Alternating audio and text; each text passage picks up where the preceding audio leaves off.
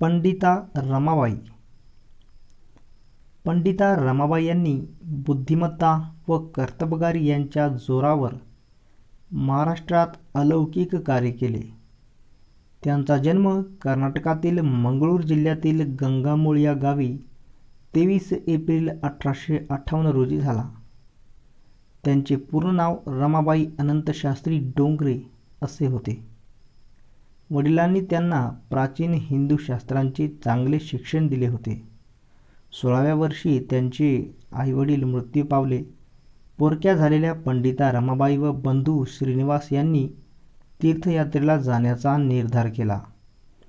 6 वर्षाच्या भारत भ्रमणानंतर त्या कलकत्त्यात दाखल झाल्या. तेथे त्यांनी आपल्या पांडित्याने व संस्कृत ज्ञानाच्या आधारे लोकांना थक्क केले.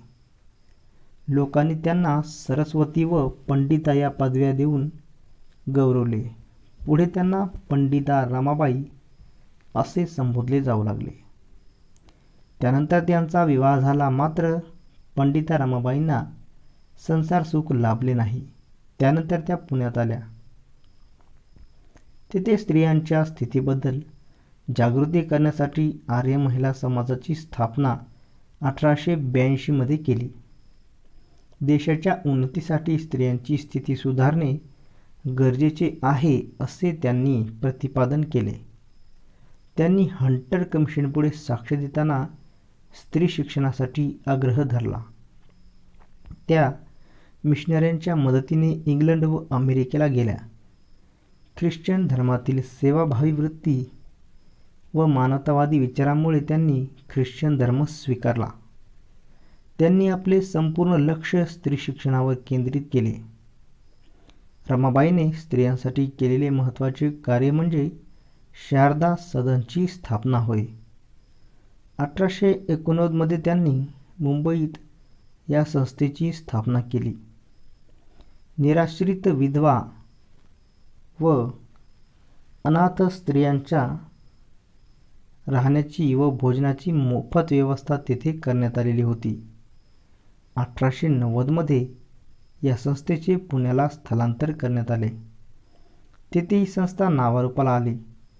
शारदा सदनच्या सल्लागार मंडळात न्यायमूर्ती रानडे, न्यायमूर्ती तेलंग, डॉक्टर भांडारकर यासारख्या थोर व्यक्ती होत्या. पंडिता रमाबाईंनी नंतर केडगाव येथे मुक्तिसदन नावाची संस्था सुरू केली. त्यात अनाथ व विधवा स्त्रियांच्या शिक्षणाची, निवासाची आणि भोजनाची मोफत सोय केली. या संस्थेला नावारूपास आणण्यासाठी त्यांनी फार परिश्रम घेतले.